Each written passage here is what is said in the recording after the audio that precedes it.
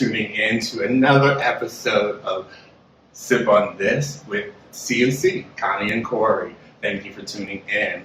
We're always here to give you gossip, some tea, and everything in between. So, Connie, what are we drinking today? Oh my God.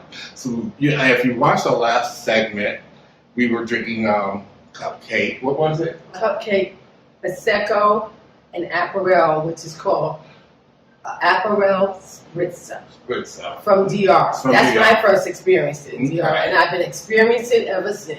And so what we recommend you do is see our last video and you'll get more details on that spritzer. But today, it is still one of our favorites, cupcake, Yes. but this is guava. It's guava, Guava. which you can also use in your spritzer. But usually the actual recipe would say Prosecco and Aperol. But listen, we doing it. Doing it. So today's topic that we're going to discuss and talk about is friendships. I'm going to be turning 50 this year, and I'm learning that, meeting new people is kind of difficult. And now in the state of social media, hookup sites, all this stuff, it's very difficult to meet new friends when you're at a certain particular age. So I wanted to touch base with Connie here, my guru that I kind of bounce things off of, and talk about friendships and how to meet new friends, in this new world of social media and hookup sites and stuff. So Connie, I've been trying to meet new people, as you get older. You kind of lose friends over the years, and you gain new friends. Exactly. And then obviously they say for a reason, a season, or a lifetime, people are in your life. Exactly. So, I'm finding it's quite difficult to meet people. It is because people of your age group and even younger, and some of my age group, because I've already turned 50, but much over 50. And everybody's on social media. Nobody's talking to each other.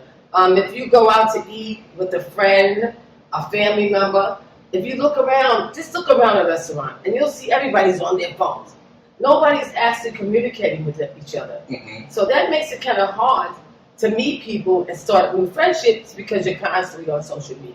Right, and being on social media, being public figures as we are,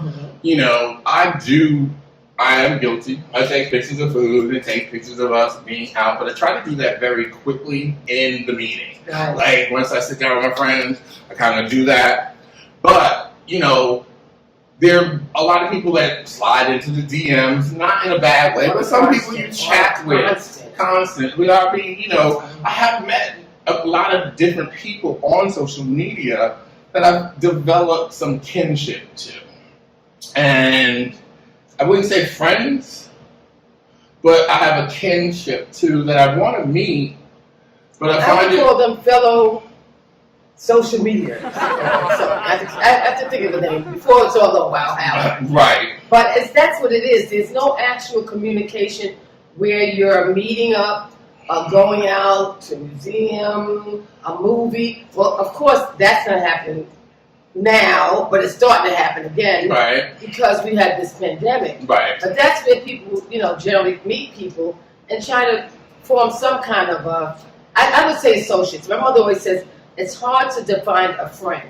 Friendship is a big word, a really big word. I have had friends I've had for numerous years.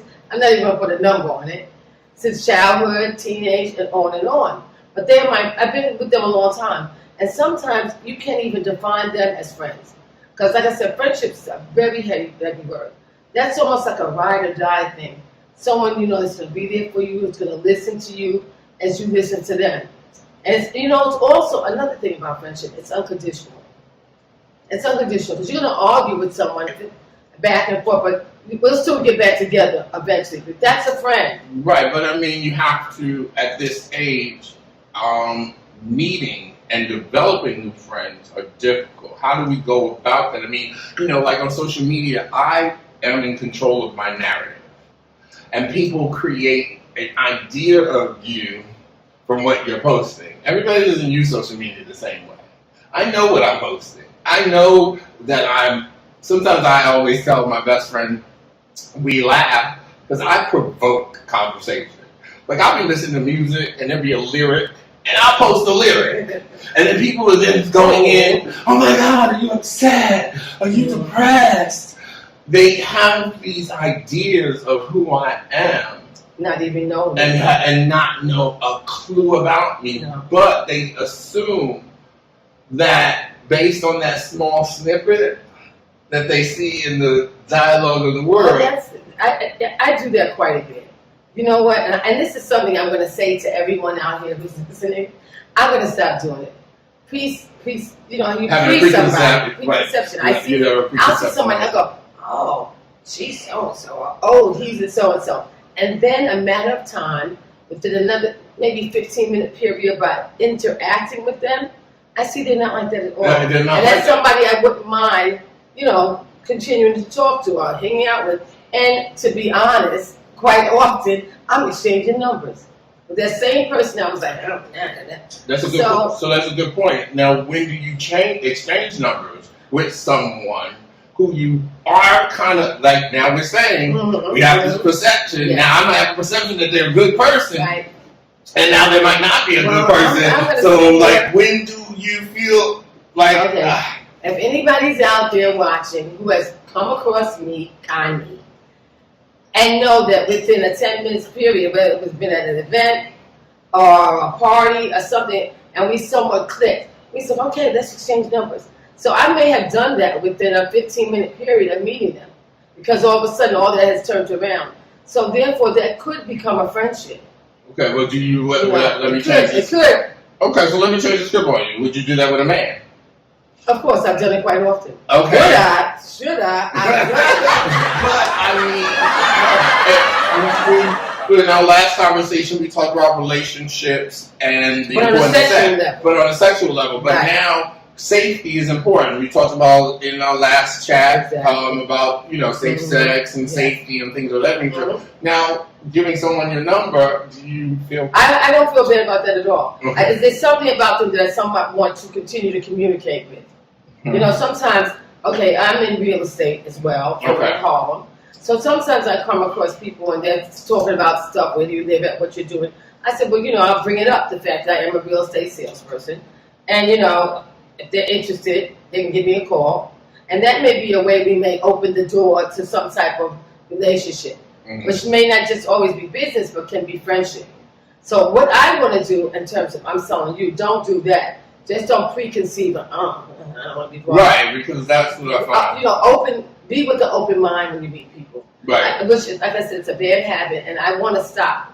I'm still doing it a little bit, but I'm well, that's good. I'm able to catch myself. That's great. I mean, Connie's being honest here, where you know a lot of people do have preconceived notions about individuals that they're just looking at. By looking at them, at their posts, they have these assumptions that are necessarily not true. I mean, a lot of people always say, you know, oh my God, people only post the good things, but then people do post bad things, and they still have the same reaction. Right. You know, so it's not always a clear-cut answer to it, but I always say to people who kind of have a preconceived notion about me is I'm in control of my narrative. I'm not just posting, you know, just to be posting. Like, people might say, well, you post food sometimes. Yes, because I want to not oversaturate myself where I'm always preachy, trying to give inspiration. Like, I already know what I'm doing. Like, I'll say, okay, you did a lot of preaching this week, you know, inspiration, motivation, word of the day. Okay, let's be a little normal. Let's throw some food in there. Yeah, but that's another thing. How do you relate that? Do you feel that you would surround yourself or be friends with people who are doing the same thing you are doing? Because if you tell me this, I thought about it today. I listened to the radio, I listened to Viola. And everybody's coming on, oh yeah, it's my birthday, so what you gonna do today? Oh, we going out to eat. Everybody eats. It's too much eating. Too much eating. But that's part of friendship too. You know, we're going out to eat. Let's go out to eat. All we do is eat. You know what I'm saying? Well, if somebody in my eyes, let's say, I think there are elements of the truth of who they are in those posts. Everything in. Now, if somebody's posting Trump stuff, per se, but they are, we have camaraderie on other things, I might not be willing to meet them because somewhere along the lines they have a different viewpoint than and I don't. Yes, I can be friends with someone who may have a different political viewpoint, but I feel that if that's what they're always posting, and it's rubbing me the wrong way, or it's not something that's interesting to me, I know that we might not be able to be close friends. We can be, like you said, associates, but I don't know if I would invest my time in that person. Well, see, that's what I'm trying to say. You have to enter anything that we do with an open mind. Closed-minded gets you nowhere. I agree. So if you're really trying to form a good friendship and you meet somebody, you got to be open-minded because it's new. It's not like you've known them since you were in kindergarten, or you know them since you was 15, or you know them since you were 20, or even 30. We're talking about you're now 50. And so now you're trying to form relationships at the age of 50. So I don't know if you just go with people that are 50. You don't have to limit yourself to people that are 50 either. You can deal with somebody who's in their 40s, right, somebody in their 60s, 70s, 80s, 90s. Right. And, you know, it doesn't matter. But if you're really looking for true friendship, you have to be really open-minded. So what if you meet someone that has a negative perception of you from the beginning, even before they meet you? Isn't that uncomfortable to even want to foster a friendship with them? Yeah, you said I'm studying everybody. You said the exact word. Force. No. You're forced. Like, this is me. This is me. Right. And you. And I feel like, you know, being a friend with me would be the best thing would ever happen to you. That's how I feel. Like, you my friend, ooh, you're lucky. Right, you're blessed. But let's say somebody might say, oh, well, Connie posts all the time and she, like, which you don't, but let's just say you did. And said, oh my God, now you introduce well, let's get together, but you're busy. And I get the perception that you just said that, but maybe that's not true. You don't want to be bothered. Right, but that's not true. Mm-hmm. But someone might have that negative perception of you. What do you do? Do you go and force yourself, and I say not force, but make a point to now meet that person because they have a negative connotation of you, or how do you approach that? Well, how I approach that, because it happened to me earlier today. I was in a meeting, and one of the members came through, and she said to me, you said you was going to call me, they called me. I said, listen, I have a lot going on. And I didn't want to make any excuses why I haven't called you, but in all honesty, there has been a lot going on. And she's a nice person, and to be all honest, it's not like, I could be somewhat of a friend with her, but, you know, to a limit. Is that a taste of neediness in your eyes? No, and the constant thing that her and I always talk about is mental illness. Because there's so many people out here that have this, and nobody wants to be their friend. You know, it's coming from, everybody needs a friend. Because of where you stand in life, schizo, bipolar, we all have, first of all, we all have a little bit of that in each and every one of us. There's nobody, so why put a label on this one, on that one? If we're going to be friends, we're going to be friends. Without any labels.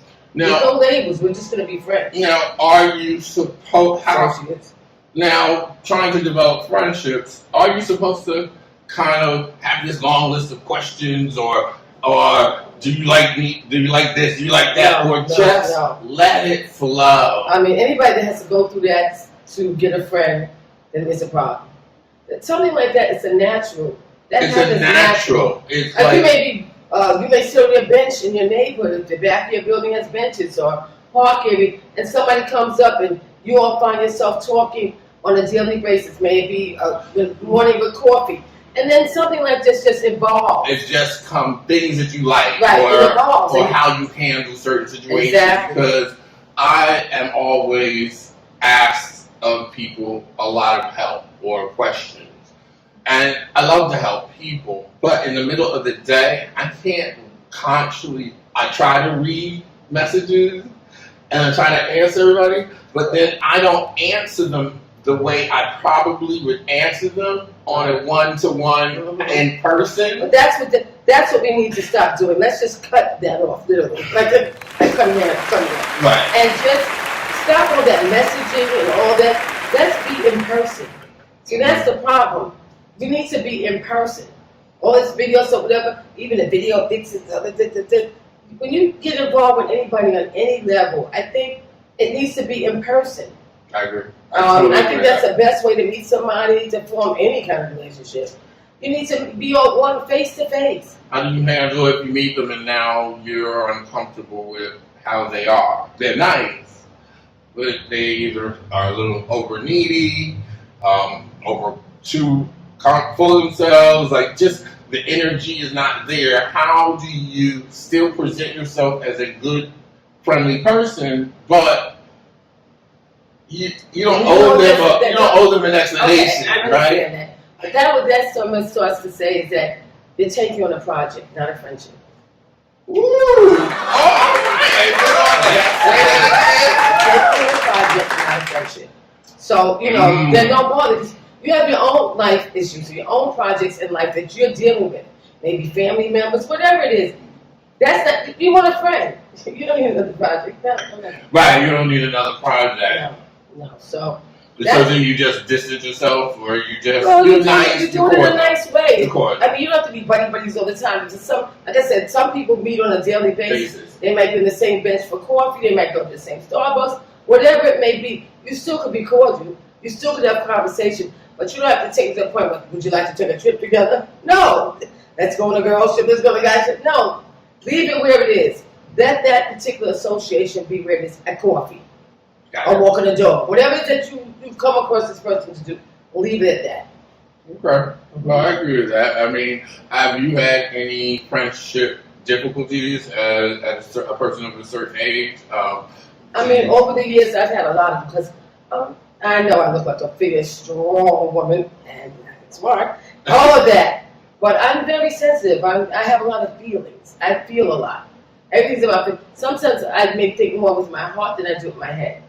But I mean, I one thing I can say I have is common sense. Okay. I do have common sense. I am not boo the fool. I mean, so I'm foolish for those you love. I love people. So that gives me a great point. And maybe this is how we can wrap this conversation up as far as friendships and meeting people. People might think you're nice. I think I'm very much similar to you, but they perceive me as a pushover or boo-boo the fool. They take kindness for weakness. And I always say that my therapist said that I don't think you're nice. He said, I think you're kind. That's interesting. That you're kind, but you're not nice. Because there's a difference. Because nice is kind of that you let things roll off your back, and I've been told that I'm brutally honest. Which is excellent. But I'm trying to not be brutally honest. I'm trying to be more honest with people than brutally honest. I mean, but my point of that is, in terms of building friendships and things of that nature, how do you handle that these things about yourself, being honest, being brutally honest, talking to someone who has a wrong idea of who you are. Mm-hmm. How do you address that? Is it worth your time?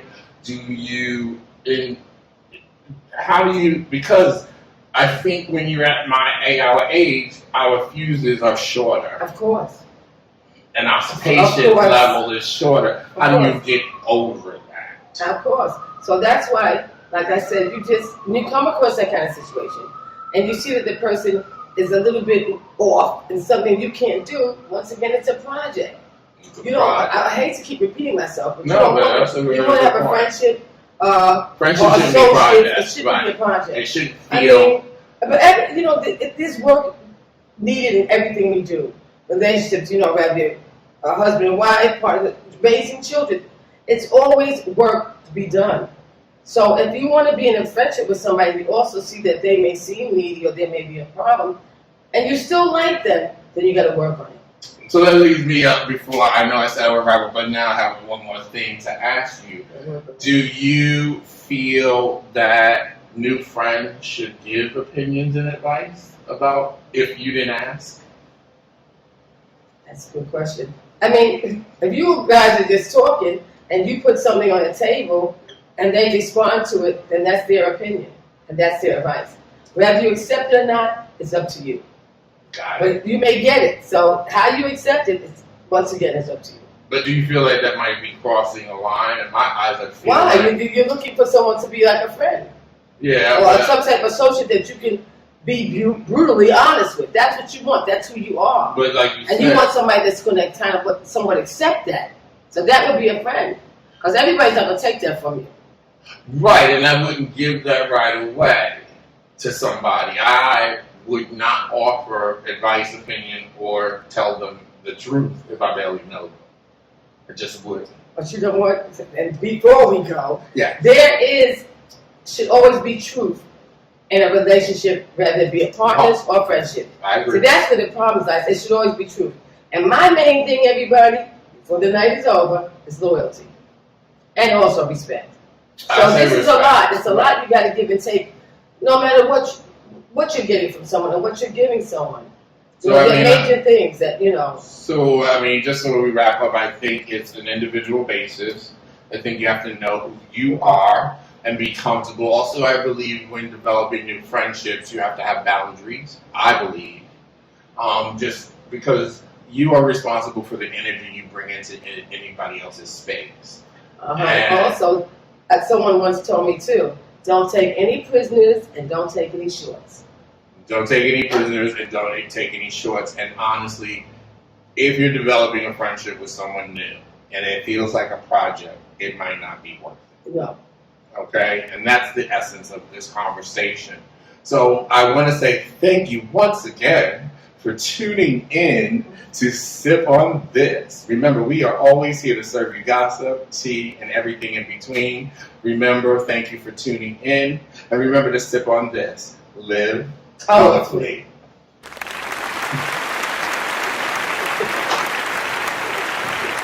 Oh,